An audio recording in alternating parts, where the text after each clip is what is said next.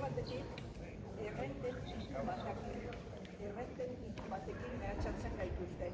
Alegia, soldatak edo pensioak ez igotzea,